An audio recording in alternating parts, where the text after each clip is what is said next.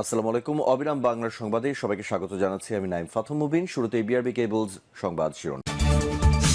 জানিয়ে দেব সর্বশেষ আপডেট বাংলা সংবাদ। শুরুতেই শিরোনাম। শুরুতেই জানাবো আ.ফ.ম. বাহাউদ্দিন নাসিম বলেছেন, ভুলের জন্য আওয়ামী লীগ জাতির কাছে ক্ষমা চাইতে প্রস্তুত। এদিকে নির্বাচিত সরকার ছাড়া দেশ সুষ্ঠুভাবে চলতে পারে না বলে মন্তব্য করলেন দুলু।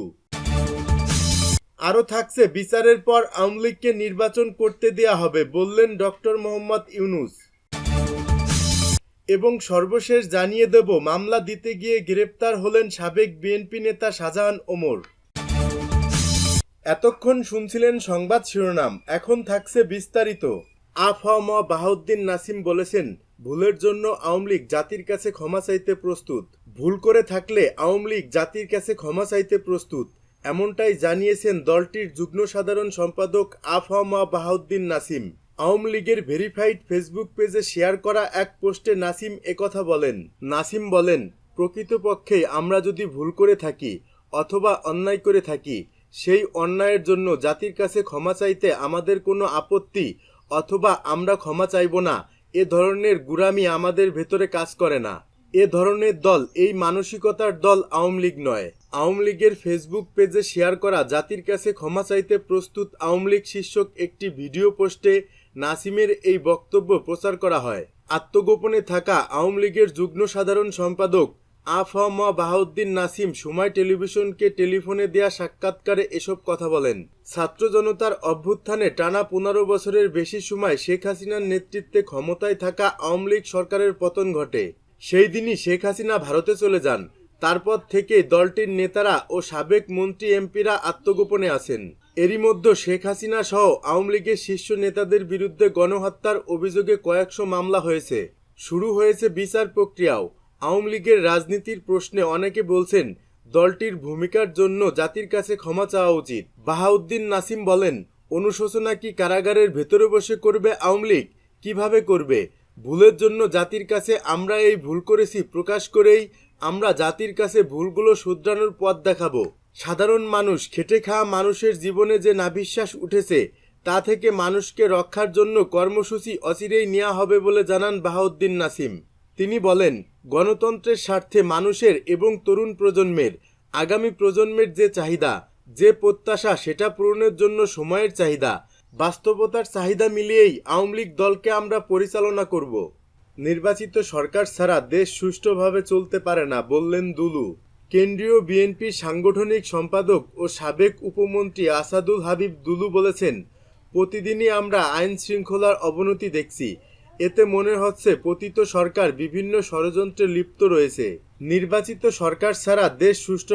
দুলু বলেন, ছাত্র আন্দোলনের মাধ্যমে বিএনপির মূল দাবি ছিল সংস্কার করে শান্তিপূর্ণ, অবাধ, নিরপেক্ষ ও গ্রহণযোগ্য নির্বাচনের ব্যবস্থা করে দেয়া। আমরা মনে করি যতদিন পর্যন্ত অবাধ নিরপেক্ষ নির্বাচন হবে না, ততদিন স্বাভাবিক অবস্থা দেশে ফিরে আসবে না। তিনি আরও বলেন, আমরা আশা করি সরকার অতি দ্রুত অল্প সময়ের মধ্যে সংস্কার কাজ শেষ করে গ্রহণযোগ্য নির্বাচনের পরিবেশ সৃষ্টি করবে, যে নির্বাচনের মাধ্যমে দেশের মানুষ তার মনোনীত ব্যক্তিকে নির্বাচনের মাধ্যমে প্রতিনিধি হিসেবে নির্বাচিত করতে পারবে। একটি রাজনৈতিক সরকারের দায়িত্ব দেশের আইন শৃঙ্খলা স্বাভাবিক করে দেশের মানুষকে সংগঠিত করা, দেশের সার্বিক উন্নয়নে নেতৃত্ব দেয়া। বিচারের পর আওয়ামী লীগকে নির্বাচন করতে দেয়া হবে, প্রধান উপদেষ্টা ডক্টর মোহাম্মদ ইউনূস। ক্ষমতায় থাকাকালীন আওয়ামী লীগ যেসব হত্যা এবং ক্ষমতার অপব্যবহার করেছে, সেগুলোর বিচার শেষে দলটিকে নির্বাচন করতে দেয়া হবে বলে জানিয়েছেন অন্তর্বর্তী সরকারের প্রধান উপদেষ্টা ডক্টর মোহাম্মদ ইউনূস। বৃহস্পতিবার বিখ্যাত মার্কিন সাময়িকী টাইম ম্যাগাজিনকে দেয়া এক সাক্ষাৎকারে এমন মন্তব্য করেছেন তিনি। ডক্টর মোহাম্মদ ইউনূস বলেছেন, আওয়ামী লীগকে নির্বাচনে স্বাগত জানানো হবে যখন দলটির যারা হত্যা ও ক্ষমতার অপব্যবহারের সাথে জড়িত তাদের বিচার সম্পূর্ণ হবে। অন্যরা নির্বাচনে অংশ নিতে যতটা স্বাধীন, তারাও ততটাই স্বাধীন। আমরা তাদের বিরুদ্ধে রাজনৈতিক অঙ্গনে লড়াই করব। সাবেক প্রধানমন্ত্রী শেখ হাসিনার ভারতে চলে যাওয়া এবং সেখান থেকে তার কথা বলার বিষয়টি নিয়েও নিজের অভিমত জানিয়েছেন প্রফেসর ইউনূস। তিনি বলেছেন, তাকে শুধু ভারত আশ্রয়ই দেয়নি, সবচেয়ে খারাপ বিষয় হলো তিনি সেখান থেকে কথা বলছেন, যা আমাদের জন্য অনেক সমস্যার সৃষ্টি করেছে। তার কণ্ঠ শুনলেই মানুষ অখুশি হয়, অর্থাৎ এ বিষয়টি আমাদের বন্ধ করতে হবে। ডক্টর ইউনূস বলেন, শেখ হাসিনার পতনের পর যখন তাকে দায়িত্ব নিতে বলা হয় তখন প্রথমে তিনি দায়িত্ব নিতে চাননি, কিন্তু পরে গণ অভ্যুত্থানে নিহত মানুষ ও তাদের পরিবারের কথা চিন্তা করে প্রধান উপদেষ্টা শপথ নেন। তিনি বলেন, প্রথমে আমি দায়িত্ব এড়িয়ে যাওয়ার চেষ্টা করেছি, আমি বলেছি অন্য কাউকে খুঁজে বের করুন, কিন্তু পরে বলেছি ঠিক আছে, আপনারা জীবন দিয়েছেন, আপনার বন্ধুরা জীবন দিয়েছেন, তাহলে আমি আমার সেরাটা চেষ্টা করব। যুক্তরাষ্ট্রের নবনির্বাচিত প্রেসিডেন্ট ডোনাল্ড ট্রাম্পের সাথে নোবেলজয়ী এ অর্থনীতিবিদের সম্পর্কের বিষয়টিও উঠে এসেছে টাইম ম্যাগাজিনের সাক্ষাৎকারে। এতে বলা হয়েছে, মার্কিন প্রেসিডেন্ট জো বাইডেনের সাথে প্রফেসর ইউনূসের ভালো সম্পর্ক রয়েছে। এ কারণে শেখ হাসিনার পতনের পরও বাংলাদেশ আন্তর্জাতিক মুদ্রা তহবিল এবং বিশ্বব্যাংকের সাথে সম্পর্ক বজায় রাখতে পেরেছে। কিন্তু ট্রাম্পের আবারও ক্ষমতায় আসার বিষয়টি গভীর চিন্তার উদ্রেক করেছে। এর মধ্যে আবার গত 31 অক্টোবর ট্রাম্প বাংলাদেশে সংখ্যালঘুদের উপর কথিত নির্যাতন নিয়ে একটি পোস্ট দিয়েছেন। বোঝা যাচ্ছে আওয়ামী লীগ এবং ভারতীয় আমেরিকানরা ট্রাম্পকে দিয়ে বাংলাদেশের উপর নিষেধাজ্ঞা দিতে চাইছে, যে যুক্তরাষ্ট্রের কাছে সবচেয়ে বেশি তৈরি পোশাক রপ্তানি করে বাংলাদেশ। এর মধ্যে ডক্টর ইউনূসের সাথে ট্রাম্পের ব্যক্তিগত দ্বন্দ্ব আছে। 2016 সালের মার্কিন প্রেসিডেন্ট নির্বাচনে হিলারি ক্লিন্টন ট্রাম্পের কাছে হেরে যাওয়ার প্রতিক্রিয়ায় ডক্টর ইউনূস বলেছিলেন তিনি কথাও বলতে পারছেন না। তবে টাইম ম্যাগাজিনকে ডক্টর ইউনূস বলেছেন, তার বিশ্বাস ট্রাম্পের সাথে কাজ করার ক্ষেত্রে তিনি সহ অবস্থান তৈরি করতে পারবেন। ট্রাম্প হলেন একজন ব্যবসায়ী, আমরাও একটি ব্যবসাতে আছি। আমরা তাদের বলছি না আমাদের অনুদান দিয়ে সহায়তা করে সমস্যা থেকে মুক্ত করুন, আমরা আসলে ব্যবসায়িক পার্টনার চাই। ডক্টর ইউনূস বলেন, আওয়ামী সরকারের আমলে যেসব অর্থ পাচার হয়েছে সেগুলো তারা ফিরিয়ে আনার চেষ্টা করছেন। মামলা দিতে গিয়ে গ্রেপ্তার হলেন শাহজাহান ওমর। দ্বাদশ জাতীয় সংসদ নির্বাচনের কয়েকদিন আগে বিএনপি ছেড়ে আওয়ামী লীগে যোগ দেয়া ঝালকাঠি 1 আসনের সাবেক সংসদ সদস্য ব্যারিস্টার মোহাম্মদ শাহজাহান ওমর বীর উত্তমকে বৃহস্পতিবার সকালে গ্রেপ্তার করেছে পুলিশ। তার বাড়ি ও গাড়িতে হামলার ঘটনায় রাজাপুর থানায় মামলা দিতে গিয়ে উল্টো বিএনপি অফিসে হামলা ভাঙচুরের মামলায় গ্রেপ্তার হন তিনি। বৃহস্পতিবার দুপুরে আদালতের নির্দেশে তাকে কারাগারে পাঠানো হয়েছে। শাহজাহান ওমর 2023 সালের 30 ডিসেম্বর বিএনপি ছেড়ে আওয়ামী লীগে যোগ দিয়ে নৌকা প্রতীক নিয়ে নির্বাচনে অংশগ্রহণ করে ঝালকাঠি 1 আসনে এমপি নির্বাচিত হন। গত 5 আগস্ট আওয়ামী লীগ সরকারের পতনের পর গত বুধবার সকালে তিনি প্রথম বরিশালে আসেন। সেখান থেকে বৃহস্পতিবার সকালে রাজাপুরে তার গ্রামের বাড়ির উদ্দেশ্যে রওনা হন।